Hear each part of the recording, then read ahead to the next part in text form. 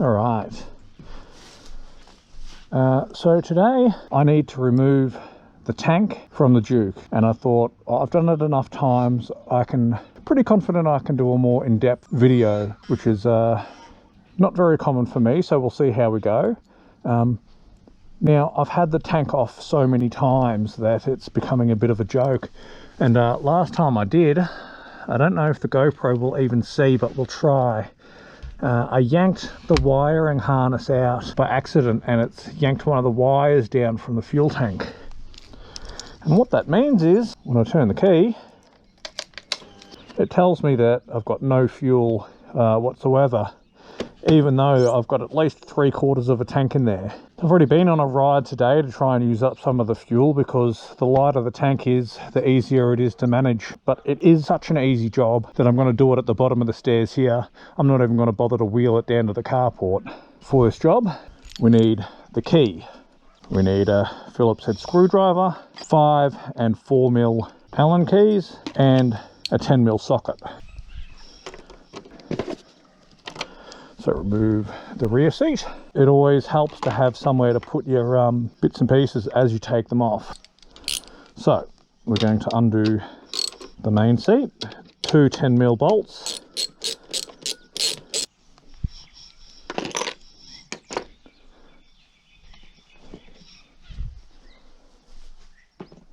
This bike is missing a few screws, so we're missing one from this side and 1, 2 from this side. So we want to go ahead and remove these body screws. So you want to remove 1, 2, 3 to give yourself a little bit of movement, because there is a clip holding the case on in there. So I haven't gotten around to sourcing any replacements for these yet, but that will do for now. So the last Phillips head screws are at the back of the tank cover here. 1 and 2.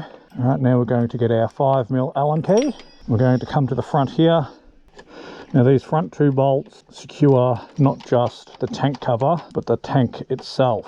And I discovered a trick when reassembling, which I'll go into detail later.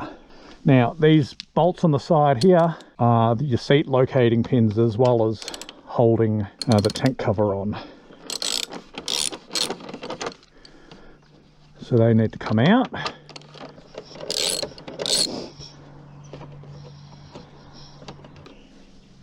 Just on the inside of these panels, but the tank cover's held in by this clip here. Sometimes you just need something to poke it with. Flathead screwdriver works best, but just get in there and pop it out, and it should just, that's why we want the panels loose. Now when removing this, you don't need to undo them all. It's just the top one and the 2 side ones. All right, that should just lift up. Get our rag, just shovel it in there to stop things falling down. All right, now we can just carefully rest that there. Now we have to undo the coolant reservoir cap, because stupidly enough they didn't make the hole big enough for the tank cover to fit over. All right.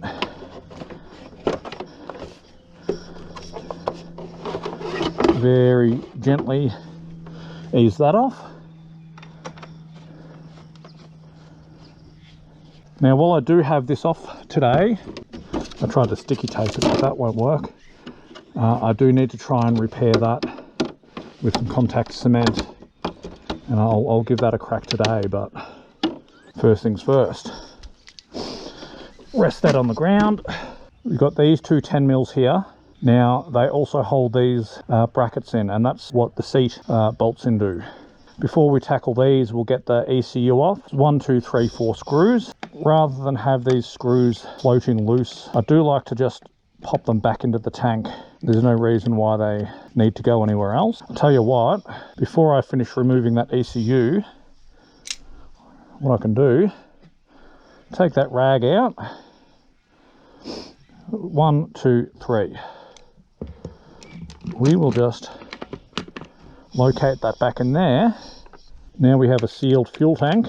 It's not going to spill out on us. Now just fold that out of the way. I'm going to put these screws back in. Alright, now these 4 screws are safely back in their spots. We're going to go ahead and remove these last 2.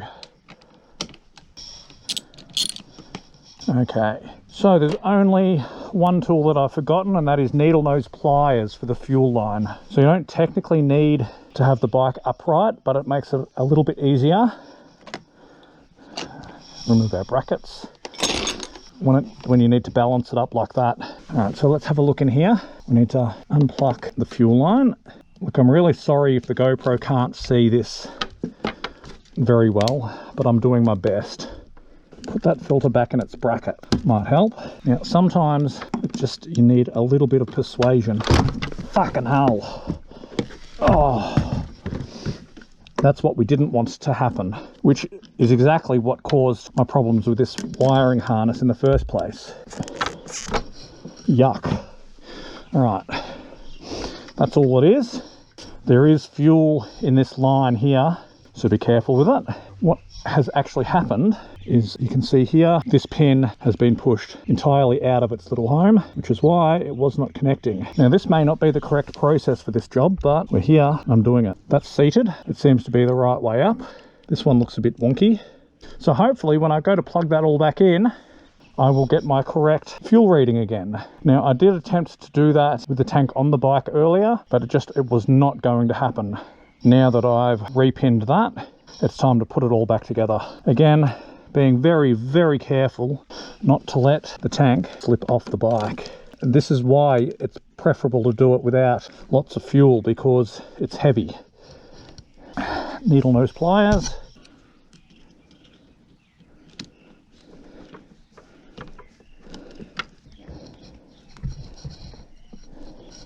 Now when we put this in, we want to make sure the fuel line doesn't get kinked up under the frame.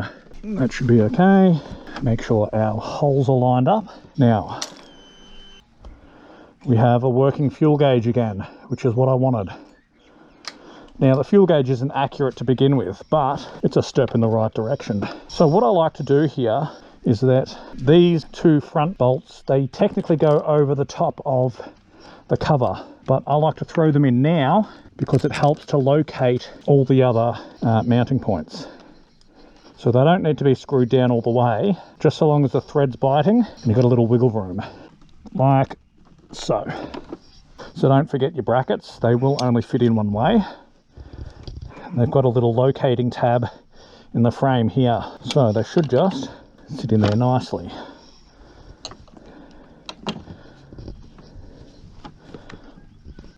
Now you should be able to thread these down by hand. If you've got a good sight line on the thread holes, it shouldn't be that big of an issue to get everything lined up. But that is why I like to have these ones in at the front too.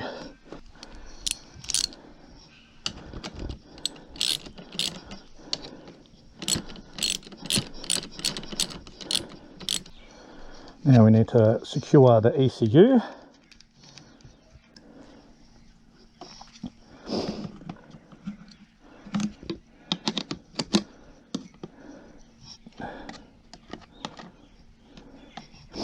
Alright, so the tank is more or less secure like this, with these 2 bolts down there and these ones just located in at the front. Now remember, they don't stay in there, they've got to go in on top of the tank cover. But my tank cover is cracked, so I'm going to attempt to fix that now. This is the broken surface here. Basically I'm just going to be using some contact cement, and to hold it in place I'm going to use these vice grips, little baby vice grips. Whilst that's not perfect, it's certainly something I can work with. And this contact cement is nasty stuff, and it has a tendency to get everywhere. So forgive me for not giving you the perfect viewing angle.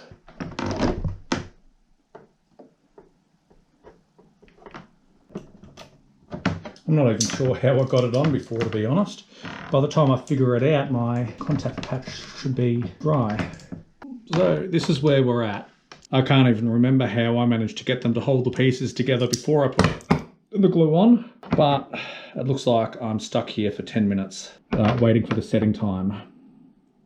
I probably don't recommend putting contact cement on your fingertips. Use gloves. Don't do what Nick does. Right, so I finally figured out how to hold this together. So the light's pretty bad in here, and for that I apologise. But basically, we've managed to secure these two pieces together. Hopefully my vice grips won't get glued in, otherwise I don't know what I'm going to do. They shouldn't though. Basically, I just need to let that sit and cure. It's not really going anywhere and the glue's not running. It's not pretty, but it'll stop that side panel from rattling around. All right, this has been sat for a hot minute. With any luck, when I remove this, it'll stay together. All right, let's have a close up.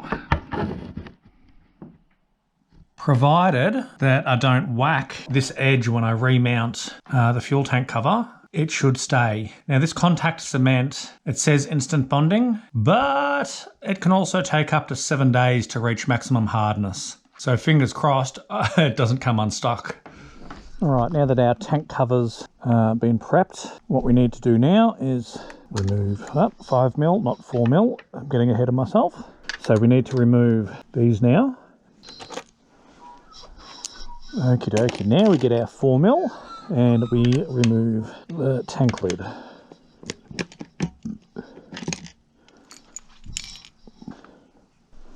Now get your rag again. Remove the coolant cap. Our repair seems to be holding up okay. We just got to be careful not to bump it putting it back on. So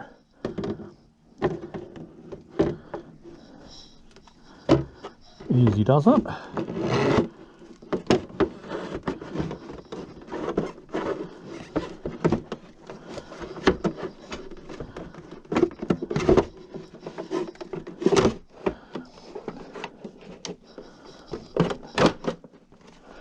Slide it down, put eyeballs on it all. All right, that looks good to me. So the first thing we're going to do is replace, I always say the first thing when I mean the next thing we're going to do is put this back in place so nothing ends up getting in our tank.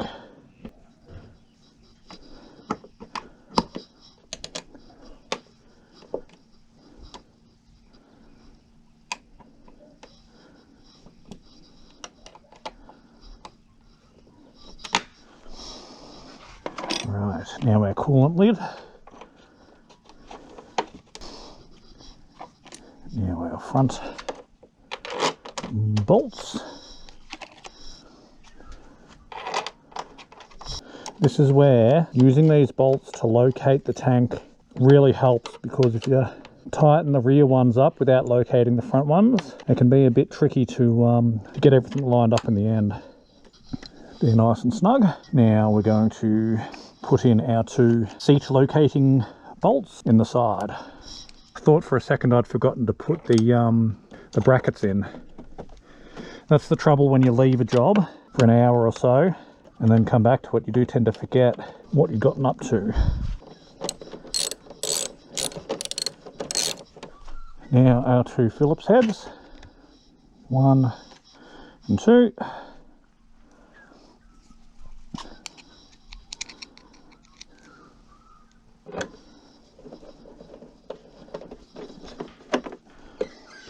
All right, now we just need to secure our body panels. So you want to make sure that that lines up, and that's this clip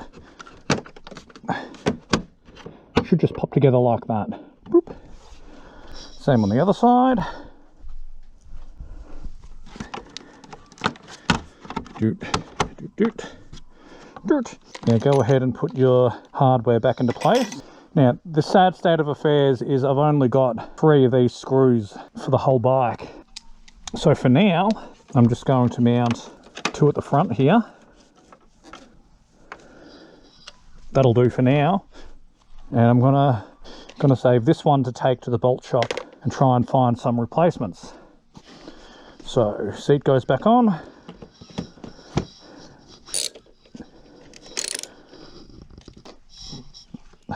Right,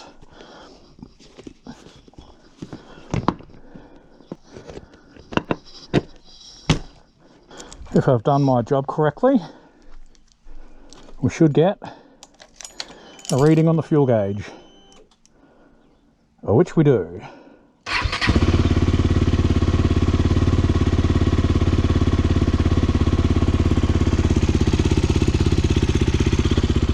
Wonderful. Now firm grip on the tail.